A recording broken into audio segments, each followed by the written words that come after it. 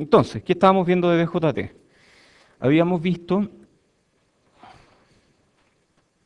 que el BJT, cuando conduce, tiene dos modos de operación. Modo de corriente constante, que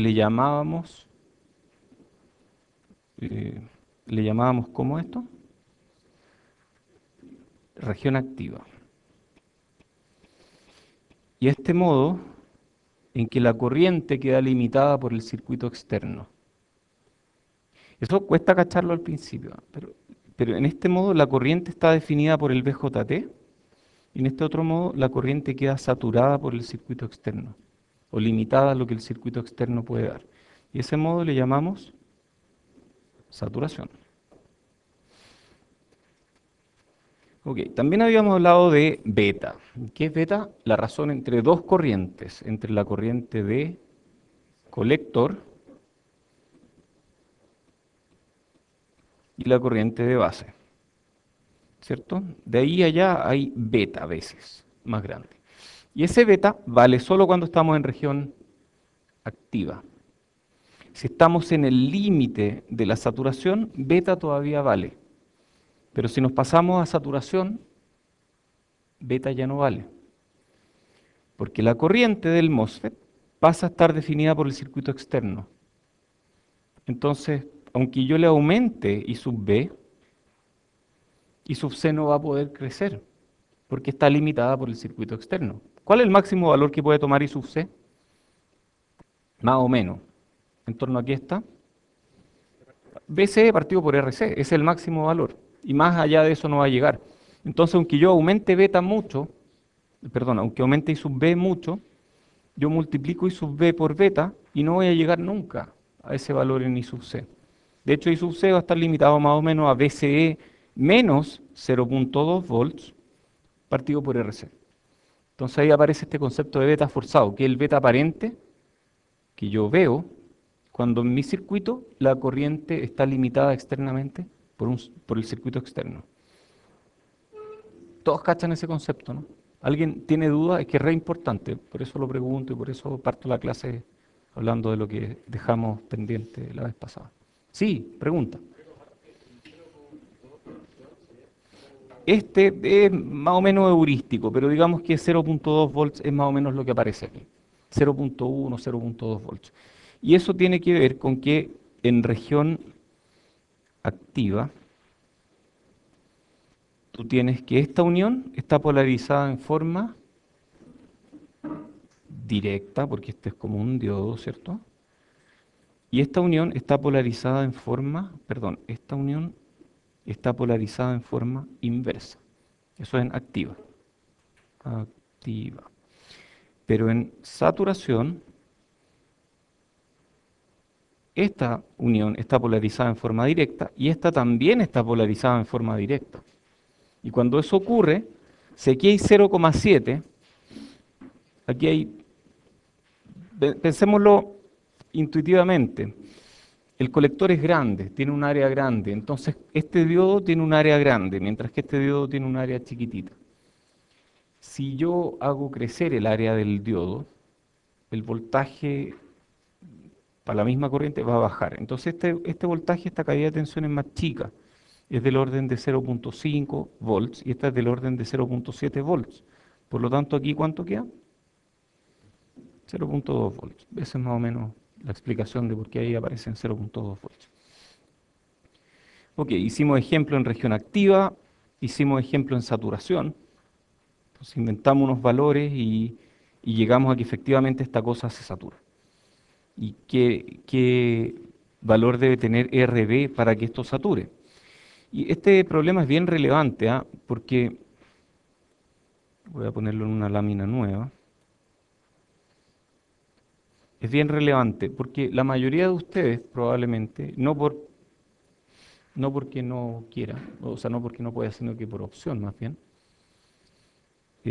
nunca va a diseñar un circuito muy complicado en términos analógicos, pero igual van a usar BJT. Por ejemplo, si usan un microcontrolador, eso probablemente sí lo van a usar. Un microcontrolador tiene una salida que probablemente es del orden de 5 volts o 3.3 volts o lo que sea. Y a veces con eso tienen que manejar un motor. Yo quiero manejar este motor conectado a 12 volts, por ejemplo. Entonces van a poner un switch controlado por este voltaje. ¿De acuerdo? Entonces vamos a poner un switch. Y ese switch controlado por voltaje, lo más típico en Chile, dado su disponibilidad, es usar un BJT. Entonces, si por este motor va a circular, por ejemplo, 1 amper y el beta mínimo es 100, ¿qué corriente de base voy a necesitar yo? 10 miliamperes. Y en general, los microcontroladores pueden entregar más o menos hasta eso. ¿Sí?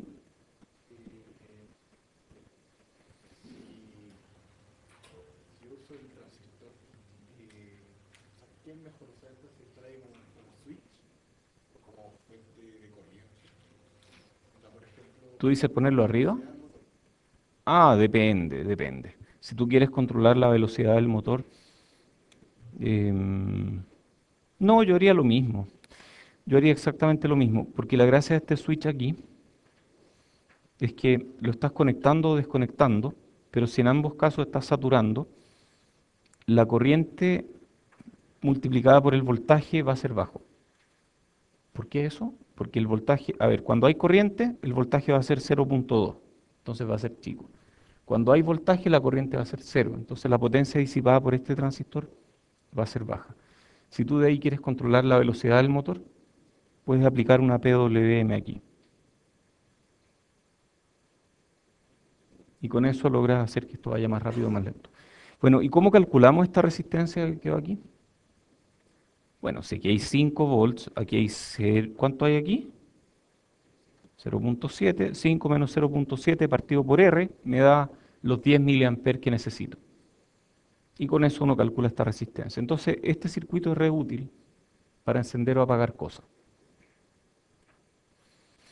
Ya, hablamos del divisor de tensión en la entrada, que esto es lo mismo que habíamos visto hace clases atrás, que tenía que ver con un Thevenin. Esto es un Thevenin en la entrada con un valor de Thevenin del voltaje en este nodo y tiene además una resistencia Thevenin que es el paralelo entre estas dos resistencias. Pero fíjense que en este nodo finalmente el voltaje que va a aparecer va a ser menor que 5 volts. ¿Y por qué eso?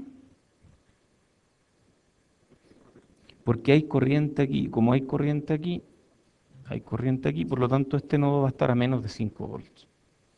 Eso es súper importante porque a eso no estábamos acostumbrados nosotros. En los MOSFETs eso no pasaba.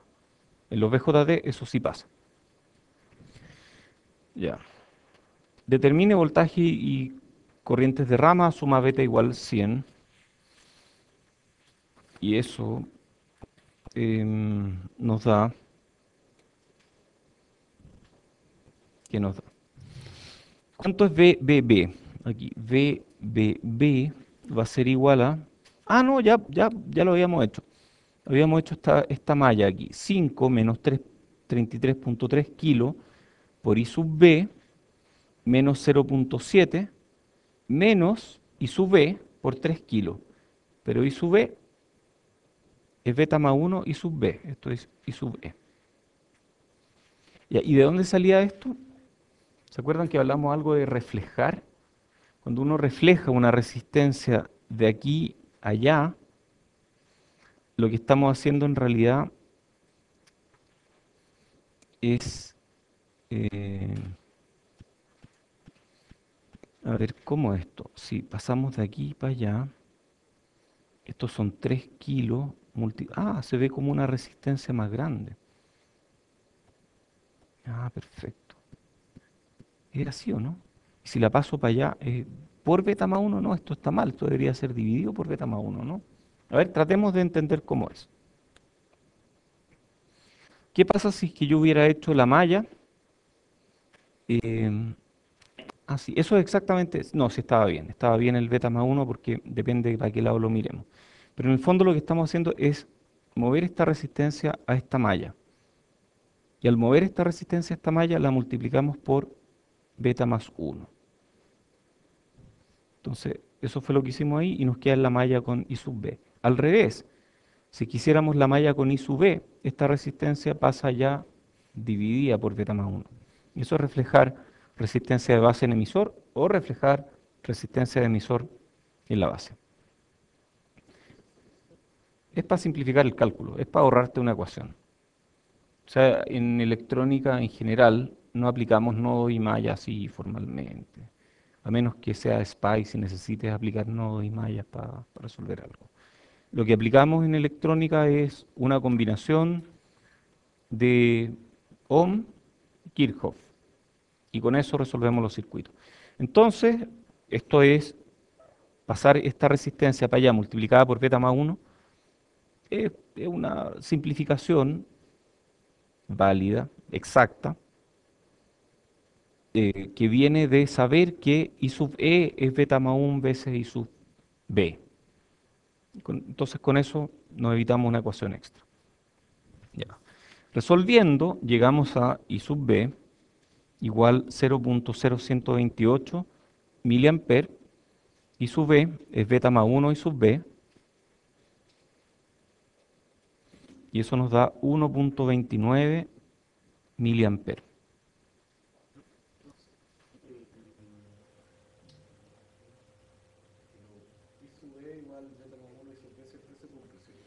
Siempre que estemos en región activa.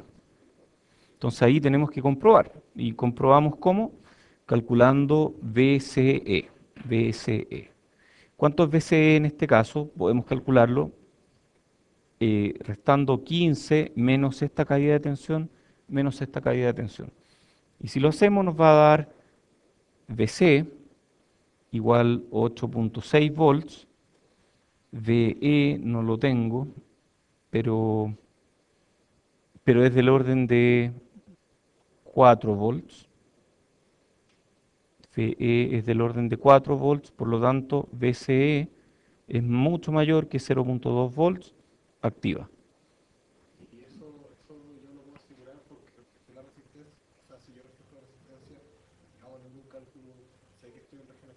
No, si tú reflejas la resistencia, tú estás partiendo. Esto ya presupone, o sea, esto de aquí presupone que está en región activa.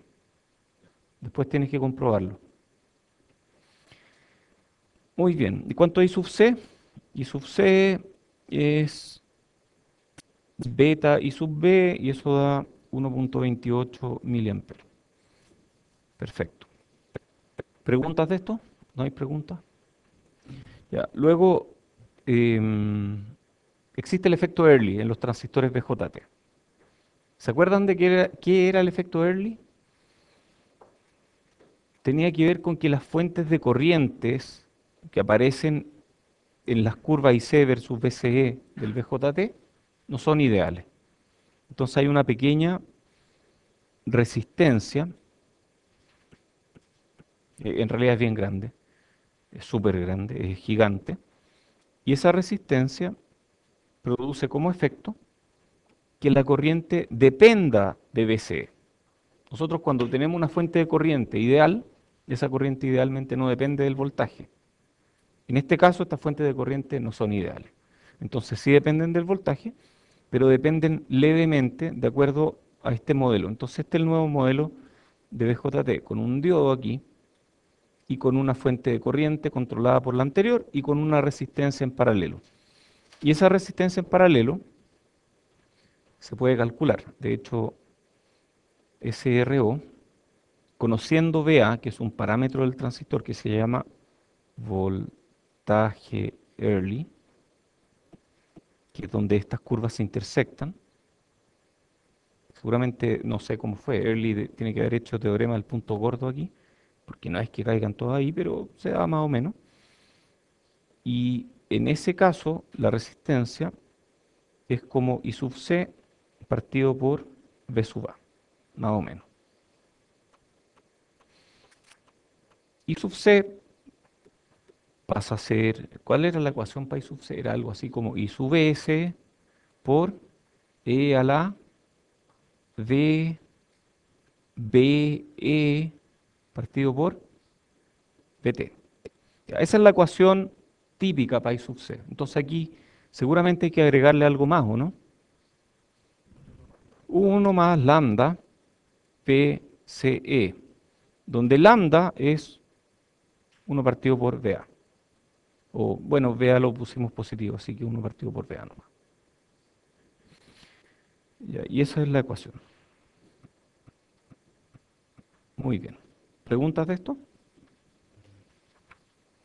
Ya, pasemos entonces a BJT en pequeña señal, porque ya vimos en gran señal, ya sabemos las ecuaciones, sabemos esto de que I sub C es beta I sub B cuando estoy en región activa, conocemos esta ecuación, que está acá, válida en región activa. Veamos qué pasa en pequeña señal. Ya sabemos un poco lo que va a pasar, ¿cierto? El BJT probablemente va a ser algo así como una fuente de corriente controlada por algo más. ¿Mm? El diodo va a ser una resistencia, exactamente. Porque el BJT tiene un diodo aquí. Es PNP o NPN, en este caso es NPN, eso es un diodo. Es un diodo y aquí hay una fuente de corriente. Eso lo vimos en algunas láminas atrás. Sí, hay preguntas. Em, ¿Dije eso? Sí, el tamaño de un diodo es como el área del diodo. Mientras más área, más corriente, o para la misma corriente, menos voltaje.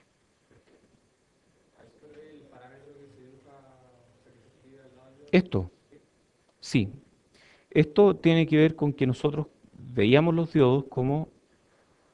em, ¿cómo era la ecuación del diodo? Uy, son muchos capítulos atrás. Eran algo así como I sub D igual I sub S, gracias, por E a la B D partido por VT o NVT menos 1, si quieren, pueden omitir eso. Ya, este I sub S es ese parámetro. O sea, eso es lo que significa. O sea, este es un diodo más chico, este es un diodo más grande. Este, este parámetro va ahí, en esta ecuación del diodo.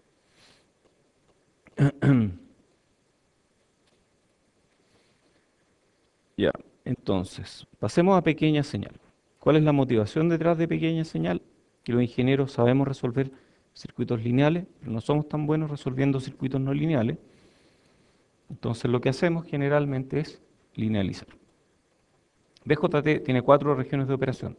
Activa, activa inversa. Activa inversa es lo mismo que activa, pero permutando colector y emisor. Entonces el BJT funciona, pero no tan bien. Tiene un beta mucho más chico. Corte, que no hay corriente, y saturación, que es cuando la corriente está limitada por el circuito externo. Ocurre cuando la corriente está limitada por el circuito externo. Cuando utilizamos el BJT como conmutador, opera entre las regiones de corte y saturación. Y cuando es utilizado como amplificador, opera en un punto de operación, en la región activa. Súper parecido a lo del MOSFET. Con voltaje y corrientes bien definidos. Queremos que sean bien estables. Variaciones en torno a ese punto de operación representan las señales que el BJT procesa. Entonces vamos a analizar qué ocurre cuando el BJT está polarizado en región activa, cómo es su modelo para análisis en pequeña señal.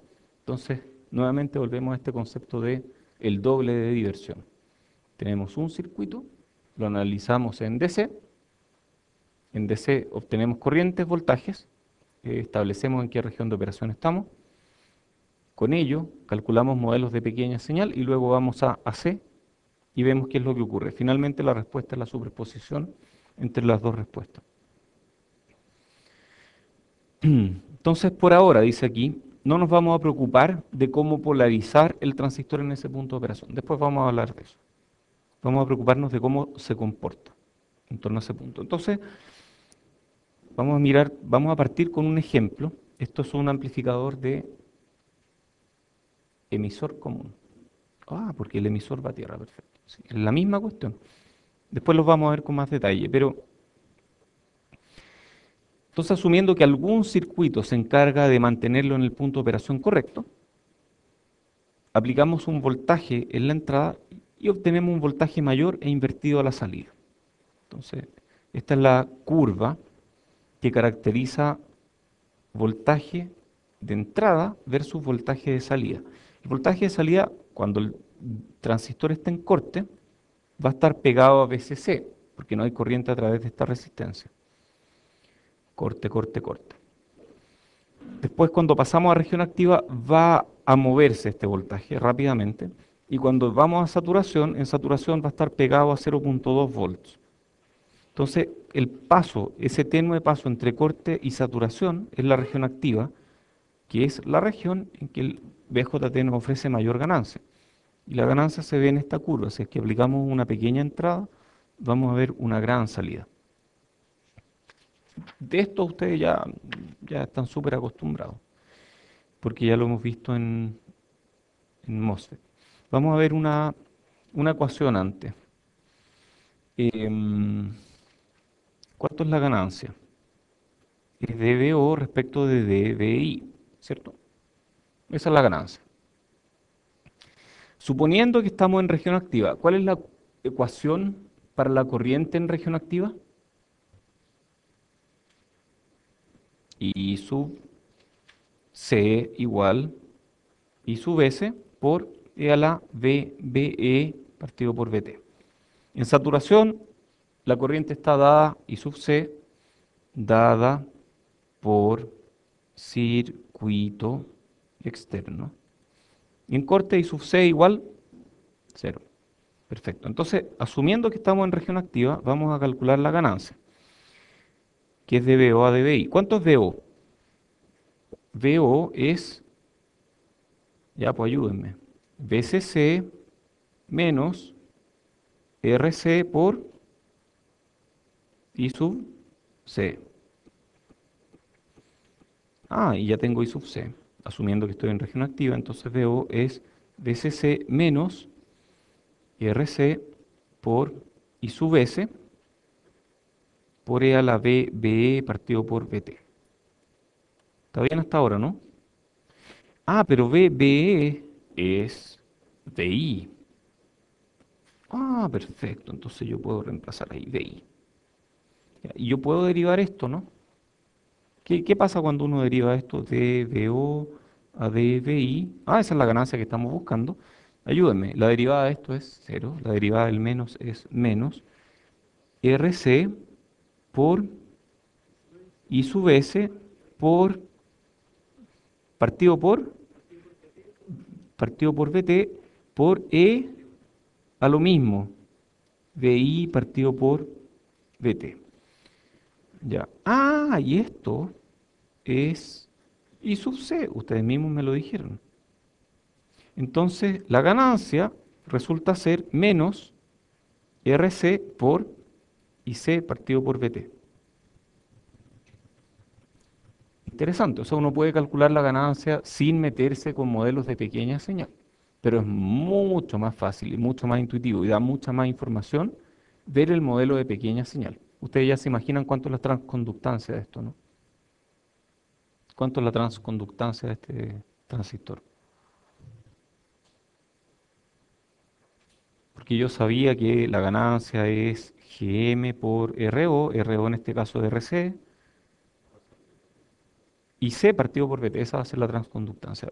La vamos a ver después, eso va a ser el Gm. Entonces, cuando opera como amplificador, otro gráfico raro, a ver, tenemos VCE aquí y VBE aquí. Entonces, VBE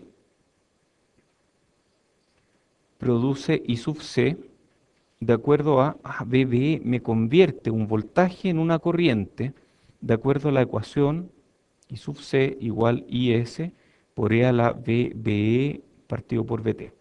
O sea, este diodo, lo están viendo, ¿no? Es un espejo de la curva del diodo, porque puse el eje al revés. Este diodo me indica cómo el voltaje de entrada VBE me produce una corriente I sub C distinta. ¿Todos de acuerdo, no? Con un VBE pequeñito, tengo una corriente pequeñita. Con un VBE un poco más grande, tengo una corriente más grande. Y con un VBE aún más grande, tengo una corriente mucho más grande. Pero profesor, habíamos dicho que VBE era 0,7 volts. Sí, pero hay pequeñas variaciones en torno a esos 0.7. Digamos que 0.7 está aquí. Y esas pequeñas variaciones, y no es exacto tampoco, ¿ah? Puede ser cualquier cosa en torno a 0.7. Para simplificar los cálculos decimos que es 0.7, pero en la práctica es cercano a 0.7. Sí, porque esto de aquí es como un diodo. Y aquí está, eso es VBE, y esa es la corriente. Entonces, que en este gráfico está raro, porque VBE está aquí y VCE está acá. Entonces, de aquí para allá es un eje, de aquí para allá es otro eje. Entonces, es posible que si ustedes dicen, no, yo aprendí en electrónica que era 0.7 volts, entonces le aplican aquí 0.7 volts, puede que terminen acá y les dé una corriente gigante. Entonces, ojo con eso, depende del transistor. Diferentes transistores tienen diferentes curvas. Después vamos a ver cómo polarizarlo. Pero asumiendo que estamos en torno al punto de operación, pequeñas variaciones en torno a ese punto producen grandes variaciones de corriente. Ahora, yo aquí tengo, ¿qué es esto de aquí? Es un Thevenin. Y ese Thevenin tiene esta recta de carga, que corta las curvas del transistor en tres puntos diferentes. Y esos tres puntos diferentes producen, aquí hay una línea punteada, de corriente, producen corrientes, y en este eje producen voltaje. O sea, yo le metí aquí un pequeñito voltaje de entrada y obtuve un gigante voltaje de salida. Así es como opera como amplificador. Ya creo que tenemos la idea, ¿o no? ¿Hay dudas de esto? Ya, pasemos ahora a los detalles de cómo se comporta en pequeña señal. Nuevamente tenemos doble de diversión, ¿cierto? Tenemos BE y tenemos I sub C. Y tenemos esta curva del diodo. Este es el diodo que está en VBE. Y ese diodo en el punto de operación para un I sub C dado y un VBE dado, en pequeñas señales, en voltajes incrementales, pequeñas variaciones en torno a VBE producen pequeñas variaciones en torno a I sub C. Y la razón entre I sub C y VBE de pequeña señal se llama G sub M. No sé por qué dice no, no sale bien la M ahí, G sub M. Entonces, un circuito que tiene un voltaje VBE de polarización y un voltaje VBE de pequeña señal, produce una corriente I sub C de polarización e I sub C chica de pequeña señal. Y ese circuito se analiza en dos partes. Esto es superposición. La primera es gran señal. Vemos todas las no linealidades que hay en gran señal, apagando todas las fuentes de pequeña señal, calculamos I sub C, calculamos BCE, nos aseguramos de que el transistor está en pequeña señal, de ahí sacamos GM, de ahí sacamos RO, y luego pasamos a pequeña señal. Y en pequeña señal lo que hacemos es apagar todas las fuentes DC, nos quedamos solo con las fuentes AC, reemplazamos el modelo de pequeña señal que calculamos antes, que aquí no está reemplazado, pero después vamos a ver cómo hacerlo, y ahí hacemos todos los cálculos en pequeña señal. Esto no es nuevo para ustedes. Entonces, ¿cómo derivamos el modelo? Ya tienen una idea de cómo hacerlo. I sub C es I sub S. Recuerden que esta notación, minúscula, mayúscula, es para instantánea. I sub S por E a la B, BE, esto es instantáneo también, partido por BT.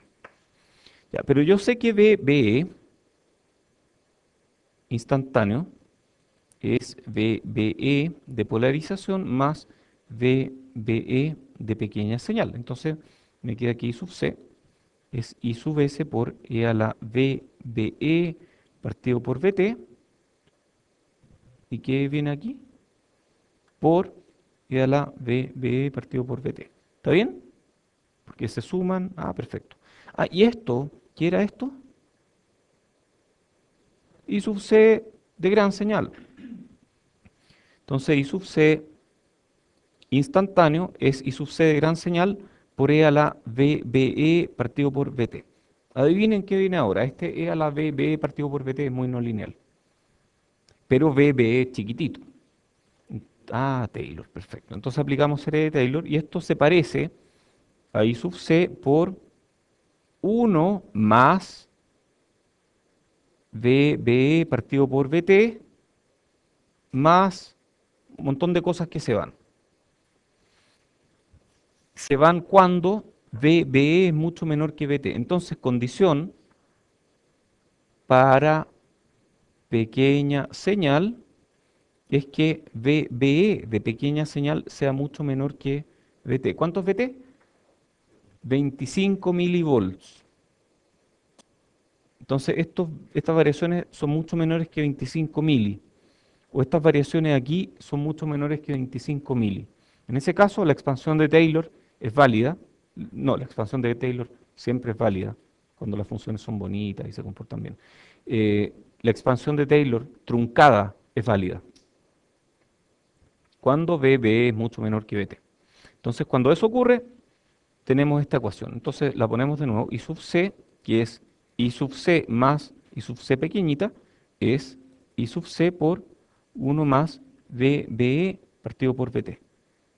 Y eso es I sub C más I sub C partido por VT por VBE. Ah, perfecto. Entonces I sub C más I sub C pequeñita. Estos dos se van y nos queda que el I sub C de pequeña señal es algo. Ahí sí me quedé sin pila. Por VBE. Sí, estoy sin pila. Entonces la definición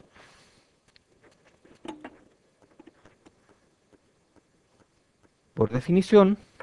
No, mejor denme un segundo, que si no, yo no puedo mascar chicle y caminar al mismo tiempo.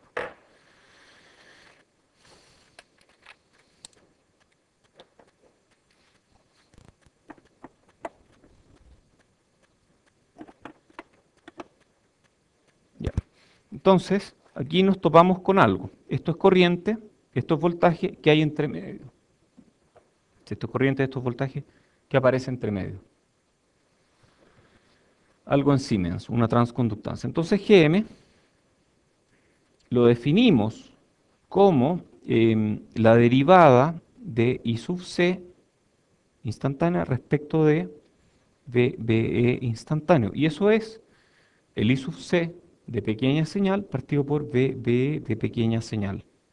Y eso es para un BJT, cualquier BJT, cualquier tecnología de germanio, de silicio, de arseniuro de galio, de lo que, no, de lo que quieran, da lo mismo, siempre va a ser I sub C partido por VT, donde VT es voltaje térmico, que depende solo de la temperatura.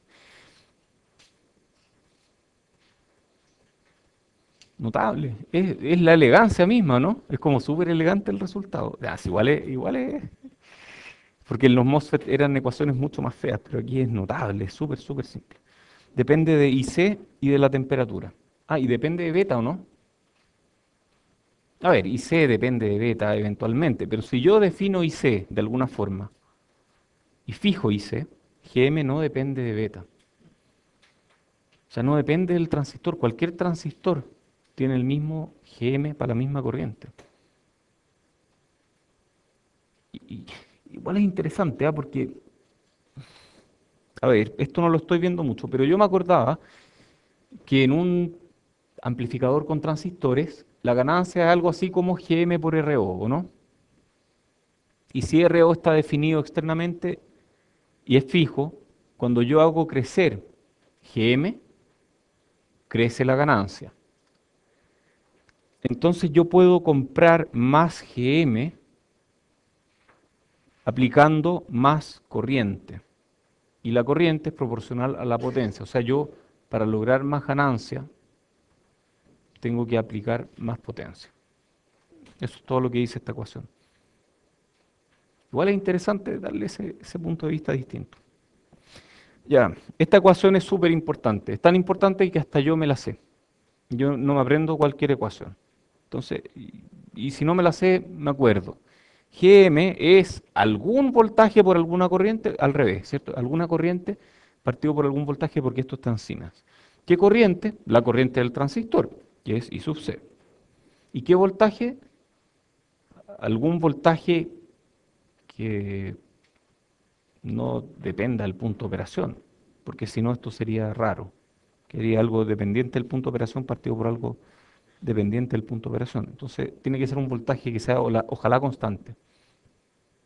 Entonces, vete, el único voltaje constante que hay en un transistor. Bueno, depende de la temperatura.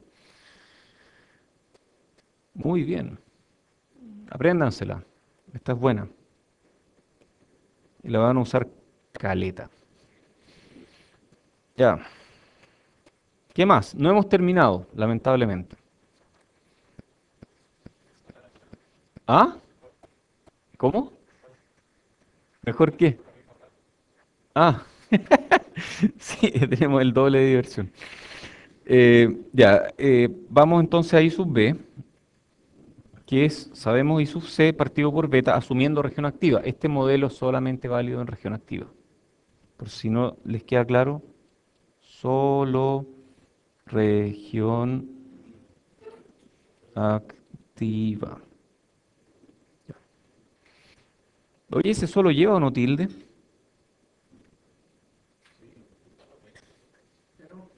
Ya no, qué heavy, ¿ah? Yo me di, solo cuando hay ambigüedad, es verdad eso. Yo ahí me di cuenta que me volví viejo, porque los achaques, ya eso le viene a todo el mundo. Pero cuando me di cuenta de que realmente me molestaba que ese solo no llevara tilde a menos que hubiera ambigüedad, ahí me di cuenta que estoy muy viejo. De estas cosas nuevas. Mi papá escribía escribe, fue con acento. Fui, dio, vio con acento. Y yo, pero papá, eso no lleva tilde hace mucho tiempo, porque la RAE en 1950 y tantos dijo que ya no llevaba tilde, porque eran monosílabos, no me acuerdo cuál era la razón. Y él lo sigue escribiendo así. Bueno, yo porfiado voy a seguir escribiendo solo con tilde. Terrible. Ya, entonces I sub B es I sub C partido por beta, y eso es I sub C de polarización partido por beta más el I sub C de pequeña señal partido por beta, ¿cierto? Ah, pero esto es I sub B de polarización. Y esto es 1 partido por beta por I sub C de pequeña señal es Gm por BE, ¿cierto? Gm por BE. Entonces I sub B es I sub C partido por BT por BB. Ok, esto es lo mismo que habíamos visto para un diodo. Esto no es ninguna novedad. Es exactamente lo mismo que habíamos visto en el caso de los diodos. Ah, entonces aquí aparece una relación de resistencia entre VBE e I sub B. O sea, en el diodo de entrada, en el diodo que aparece aquí, en este diodo, en este diodo, hay una relación lineal entre VBE e I sub B. Entonces, es como que se comportara como una resistencia. Y esa resistencia le llamamos R sub pi. Y R sub pi es, por definición, VBE partido por I sub B, y tiene una ecuación que después va a ser un poco más fácil de recordar, que es beta partido por Gm. Y eso es igual a Bt partido por I sub B. Ya. Así en principio no me resulta súper obvio, porque esto es beta partido por Gm. O sea, yo me aprendo la anterior, o si no me la aprendo la deduzco, si no la deduzco se me ocurre. Pero esta de aquí no me resulta tan obvia. Eso está pasando, se está reflejando. Exactamente eso está pasando, porque en realidad es como la resistencia que habría si es que esto fuera un... no, mejor lo hago aquí. Si es que esto fuera emisor común, yo veo hacia allá uno partido por Gm. Y eso lo estoy reflejando hacia allá, algo así. Tiene que ver con eso. No es exactamente uno partido por GM, pero es casi uno partido por GM. Y eso lo reflejo para allá. Décima, porque esa fue muy buena. Ya, excelente. Entonces, de ahí viene. Si uno no se la sabe bien, uno sabe que por aquí hay algo así como uno partido por GM. Y si la reflejamos hacia allá, es beta veces más grande. Entonces, beta partido por GM. Ya, ¿y qué pasa con I sub B? I sub B es I sub C partido por alfa, y eso es I sub C partido por alfa, más I sub C chica partido por alfa. Y esto es I sub E grande. Entonces esto es I sub E de pequeña señal. I sub E de pequeña señal es I sub C de pequeña señal partido por alfa. Y eso aplicando la misma lógica que antes. I sub C es GM por BBE, entonces nos da 1 partido por alfa por GM por BBE. Entonces aparece algo que es como GM partido por alfa por BBE. Entonces vamos a definir otra resistencia que es em, opcional. Digamos, yo puedo optar por el camino de la izquierda o puedo optar por el camino de la derecha. Les soplo para que tengan una idea. Esto va para el modelo pi, esto va para el modelo t. ¿De acuerdo? Y ambos son equivalentes. Entonces, nosotros podemos definir RE como alfa partido por GM, que es... Ah, recuerden que alfa es casi 1, entonces esto es como 1 partido por GM, que es VT partido por I sub B. Y luego, VBE es I sub B por RPi, que sale de aquí, y es I sub E por RE. Esta la usamos en modelo pi, esta otra en modelo T. Y aquí viene lo que habías dicho tú, Ariel. Rpi es 1 más beta por RE. O sea, yo estoy reflejando el RE hacia la base y por eso aparece con 1 más beta. Ah, oye, ¿y si beta fuera infinito? Si beta fuera infinito, ¿cuánto sería Rpi? Infinito. Por lo tanto, esto se parecería a un MOSFET. Ah, o sea que el modelo de pequeña señal del MOSFET es a lo que tiende el modelo de pequeña señal del BJT cuando beta es infinito. O sea, mientras más grande es beta, más chica es la corriente de base, más se parece en pequeña señal a un MOSFET. Perfecto. Muy bien, vamos a ver entonces los modelos cómo nos quedan. Tenemos modelos, estos son totalmente equivalentes, este es modelo pi y este es modelo t. Y son dos formas diferentes del modelo. Aquí aparece uno con GM, aquí aparece uno con beta. Yo en general uso el con GM. Estos que llevan beta o alfa no los uso mucho, pero existen, se los muestro para que sepan que existen. Entonces este es el modelo pi, que es igual al del MOSFET, pero aparece un RPi. Y ese RPi es beta partido por GM.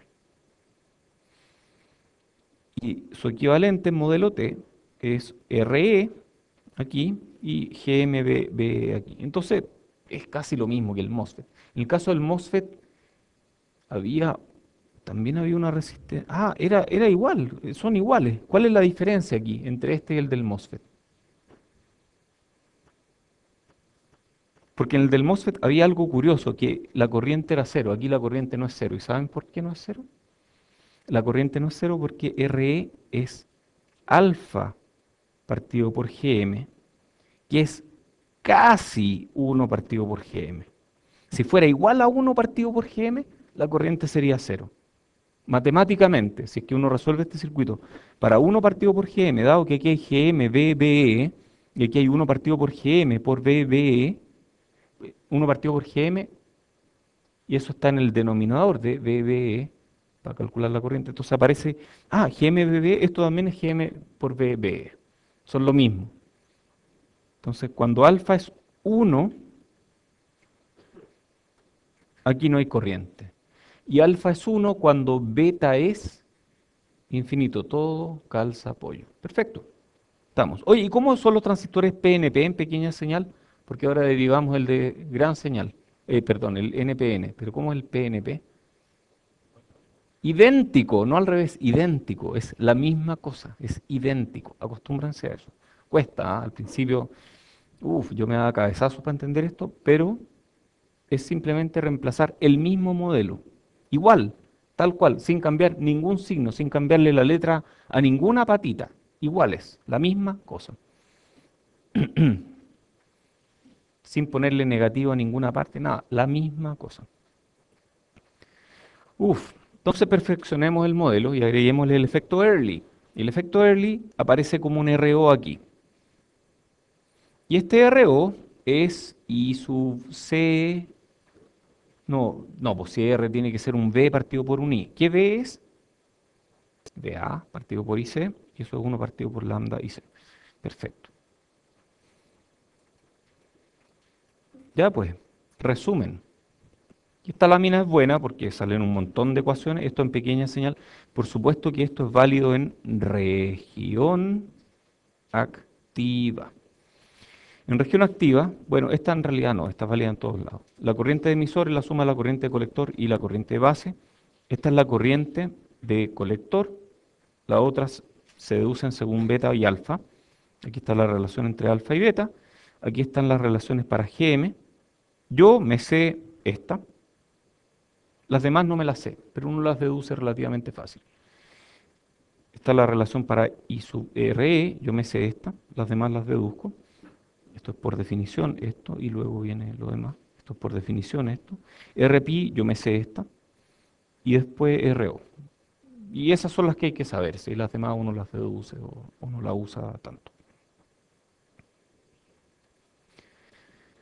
Ok, entonces la receta de cocina es la misma que ya hemos visto. Esto es lo mismo que ya habíamos visto. Determinamos voltajes de nodo, corrientes de rama en Q, que es el punto de operación de C. Eso es lo primero, o sea, estamos haciendo el primer circuito. Todo esto es en DC, ¿cierto? Esto es DC. Encontramos modelos de pequeña señal en torno a Q para todos los dispositivos del circuito, es decir, encontramos GM y RO de todos los transistores. Ah, y RPi o RE, dependiendo de qué modelo usen. Apagamos fuentes independientes de C, sustituyendo las fuentes independientes de voltaje por cortocircuito y las de corriente por circuito abierto. O sea, aquí estamos pasando a AC. Reemplazamos los dispositivos no lineales, transistores, por sus modelos de pequeña señal y luego analizamos el circuito en AC. Oye, estos modelos capturan variaciones en torno a un punto de operación Q, por lo tanto son válidos cuando VBE es mucho menor que VT. Entonces esto es válido para VBE mucho menor que VT. Y es posible eliminar algunos componentes pasivos que no afectan las señales. Por ejemplo, si hay un capacitor de acoplamiento, que sabemos que para todas las señales de interés va a actuar como un cortocircuito, lo reemplazamos por un cortocircuito. No hay problema. Ejemplo, sea beta igual 100, encuentre la ganancia. Mm, y aquí B, 3 volts. A ver, no me dice ni su S, así que probablemente yo puedo asumir con cierta seguridad que aquí hay un voltaje de más o menos 0,7 volts. Ya. Entonces vamos a hacer primero en DC. 3 volts, 100 kilos, 0,7 volts, 3 kilos, 10 volts. Ya. ¿Qué corriente de base hay? I sub B igual 3 volts menos 0,7 partido por 100 kilos, ¿cierto? Es calcular esta malla. Muy bien. Denme un segundo. Oye, si lo hacen ustedes, ¿quieren hacerlo ustedes y después me cuentan el resultado, no? ¿Doy 5 minutos? No, ya, voy a dar un minuto para que me den I sub B. Yo sé que es fácil, pero se aprovecho de mirar algo, es que tengo un tema importante en otra parte.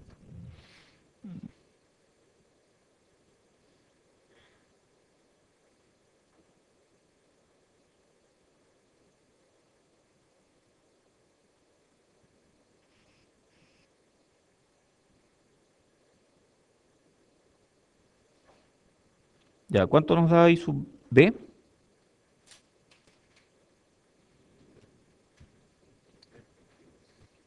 Ya, ¿y eso cuánto es? Partido por 100 kilos, es 2.3 mili, dividido por 100, es 23 micro. Ya, eso es 23 micro y aquí yo tengo,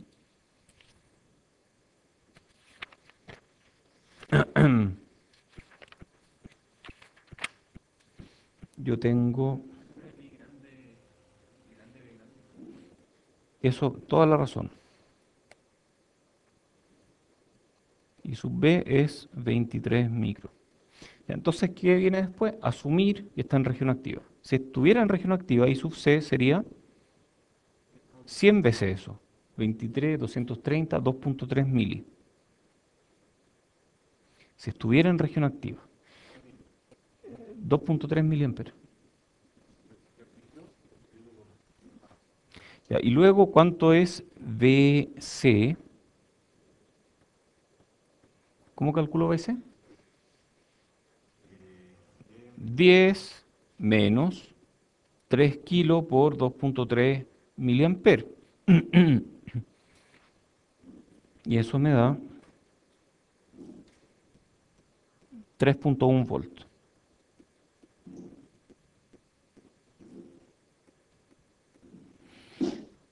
No sé por qué suena así. Aló, aló, aló. Esto se apagó. Ya, 3.1 volts. ¿En qué región de operación estamos? Si esto es 3.1 volts. ¿Qué región estamos? Región activa, porque esto es mayor que 0.2 volts. Región activa, por lo tanto, se cumple el supuesto. Muy bien. Entonces tenemos, ¿cuánto es RPI? No, calculemos GM primero. GM es IC partido por VT y eso nos da 92 miliamper partido por volt. Luego RE es PT partido por I sub V y eso nos da 10.8 ohm. Y RPI es beta partido por GM y eso nos da 1.09 kilos. Perfecto. Ah, se acabó el ejercicio. No, tenemos el doble de diversión. AC. Entonces en AC,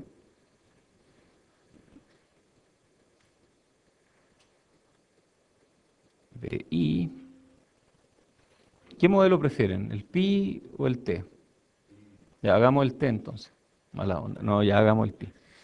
Entonces esto, no, vamos a hacerlo aquí. Entonces BI, sí, 100 kilos ahí. Esto es V sub B. RPI, que es 1.09 kilos. Pongamos tierra ahí. Echemos la tierra nomás. Después, esto es GM por VBE.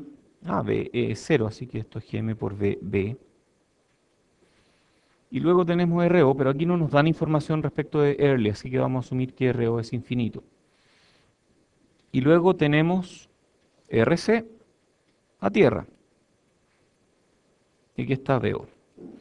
Y de aquí sacamos que VO es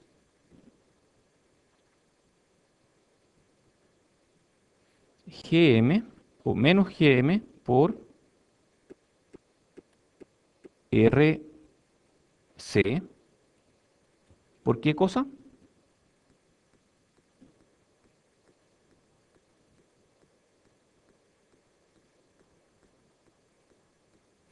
VO es GMVBRC. ¿Todos de acuerdo o alguien no está de acuerdo? ¿Sí? GM por VB por RC. Y BB, oh, oh, BB no es BI. Oh, aparece algo así como una especie de pérdida por inserción. Hay una atenuación en la entrada. Eso no pasaba en los MOSFET.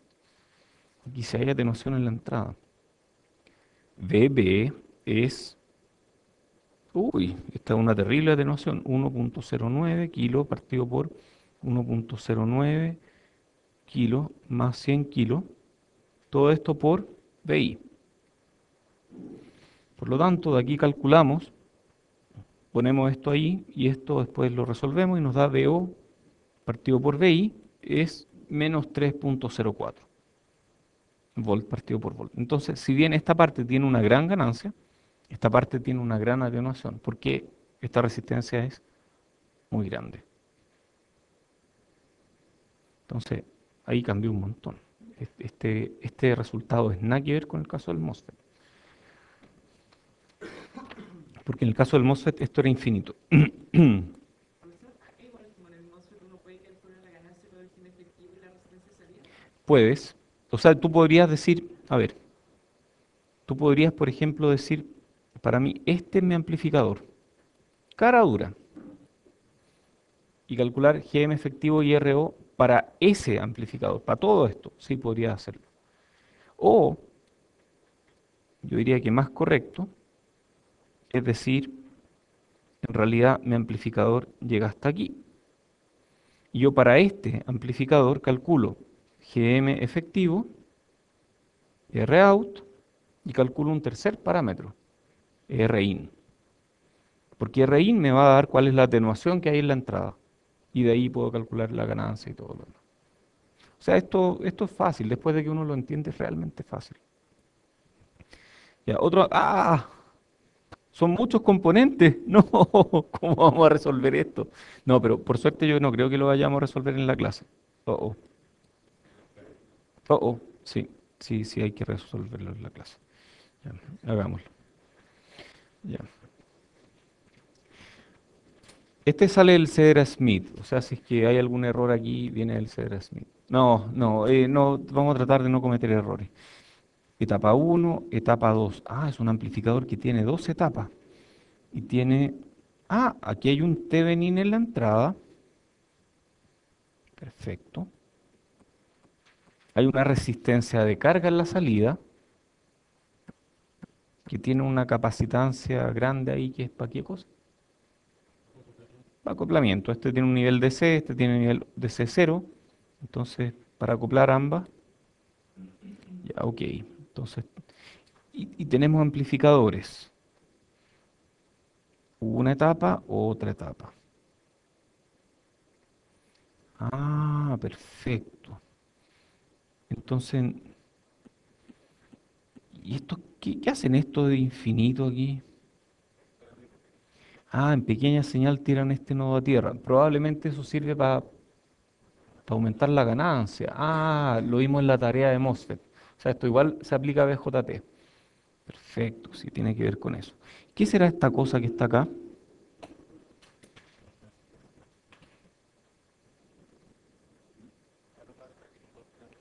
Perfecto, este tiene cualquier nivel de C, este tiene otro nivel de C y van a estar acoplados en AC solamente, pero en DC están desacoplados. El que estén desacoplados en DC significa que yo en DC probablemente puedo calcular uno y el otro independientemente. Eso igual está bueno. Ya, entonces, primero en DC. Vamos a hacerlo en DC. B para este.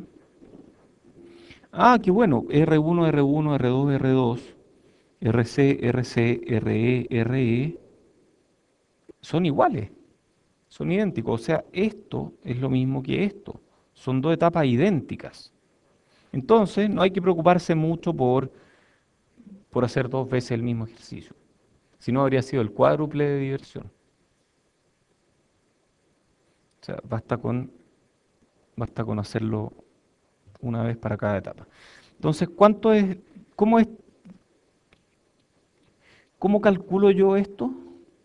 A ver, si están desacoplados en DC, entonces, a ver, todos entendieron eso, ¿no?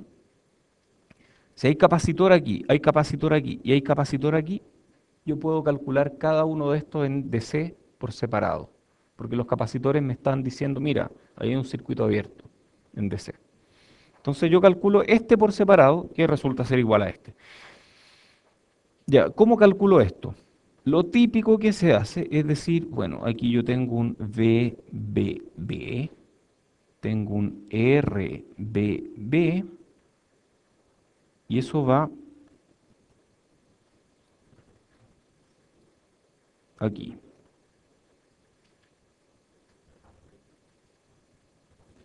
Esa es la típica forma. Yo llevo esto aquí. ¿Cuánto vale RBB? Por inspección. RBB igual R1 paralelo R2. Si alguien no entiende esto, preocúpese por favor. Pregúnteme ahora o pregúnteme después. Eso es por inspección. Uno lo mira y dice, ah, el paralelo entre los dos. ¿Cuánto es VBB? Es VCC por R2 partido por R1 más R2. Muy bien. Ah, pero no, no, momento. Yo dije antes que este voltaje iba a ser más bajo, porque este transistor iba a tener corriente. Y yo aquí estoy diciendo que VBB va a ser eso. Ahí. Ah, perfecto. Este va a ser el más bajo. Pero este, que es un voltaje que nunca aparece en el circuito, esto es una abstracción. Este voltaje va a ser este Thevenin al cual no tenemos acceso. Esto es un Thevenin. Esto es un Thevenin. Y eso es lo que estamos calculando aquí. A ese Thevenin, a ese voltaje de Thevenin no tenemos acceso, pero sí tenemos acceso a este nodo. Y ese nodo va a ser el resultado de este Thevenin aplicado al transistor. Oye, ¿esto es aproximado o es exacto? Esta aproximación de pasar de aquí a acá, ¿es aproximado o es exacto? ¿Es exacto, pero exacto, exacto, exacto? ¿O hay alguna aproximación medio...? Es exacto, porque Thevenin es exacto. Muy bien. Entonces esto me da 32 kilos, esto otro me da 4,8 volts. Luego yo puedo calcular I sub E es, ¿cuánto es I sub E? Va a ser ah, VB menos 0,7 volts. Estoy haciendo esta malla. Menos 0,7 volts. Menos...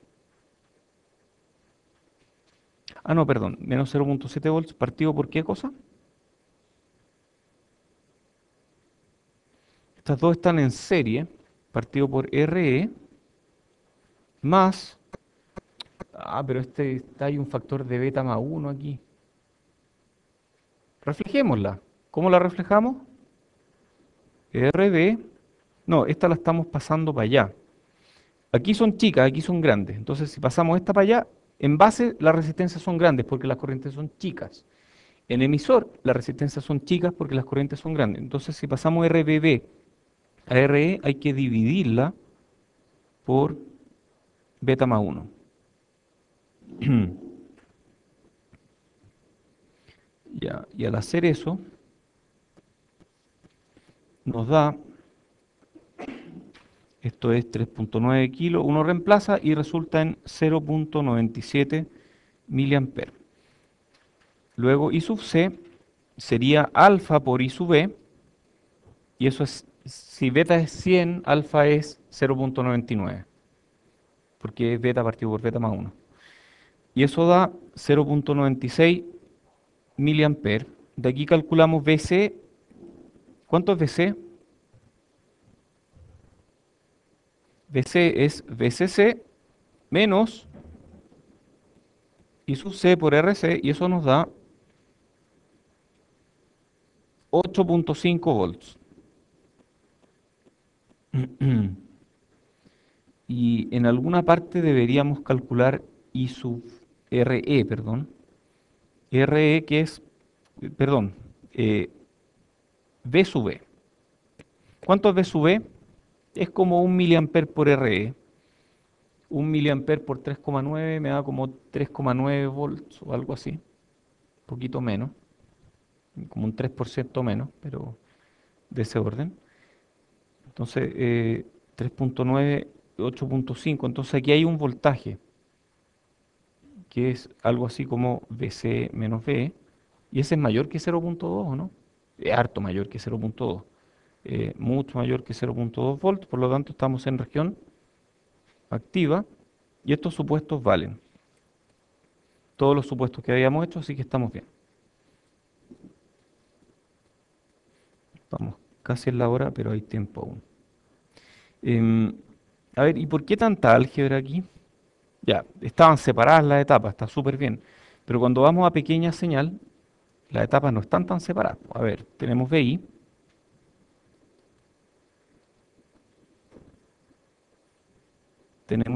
tenemos RSIG,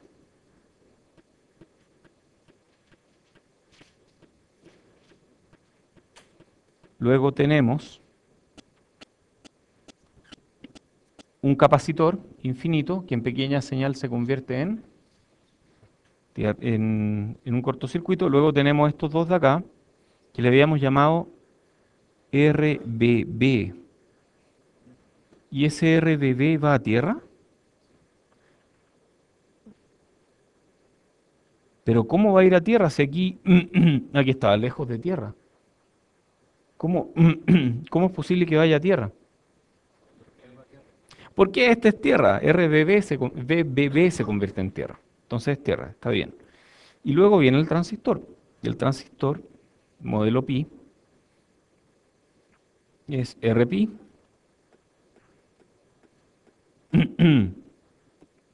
GMBBE1, donde esto aquí es BBE1.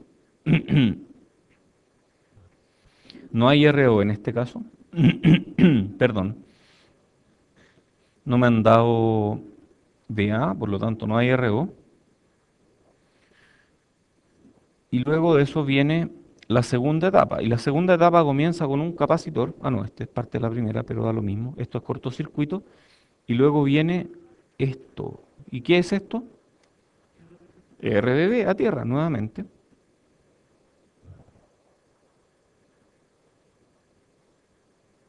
No, no vimos qué había aquí. ¿Qué hay ahí?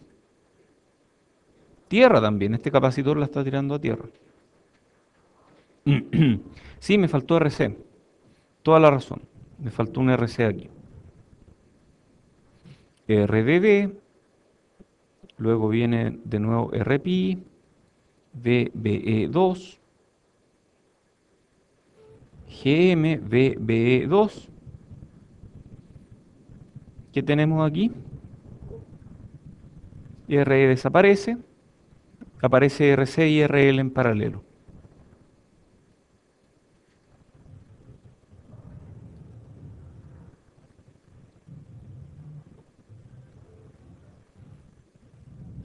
Uy, qué feo el circuito. Pero es totalmente resolvible. Porque aquí todo es lineal, todo se comporta muy bien. Y esto es igual que lo que hacíamos en circuito. Es exactamente lo mismo. Por lo tanto, aquí no hay nada nuevo. O sea, yo aquí tengo eh, un circuito lineal. Listo. ¿Esto lo pueden resolver? Más les vale, ¿cierto? Sí, esto no es muy difícil y para esto pueden calcular todo lo que quieran. Ganancia, resistencia, impedancia de entrada, que es por inspección aquí, impedancia de salida, que también resulta por inspección en este circuito. Pueden calcular GM efectivo, que no es tan obvio, pero después de un par de cálculos lo pueden sacar y pueden hacer todo eso. Así que muy bien. Oye, tertulia en 10, dejémoslo hasta aquí.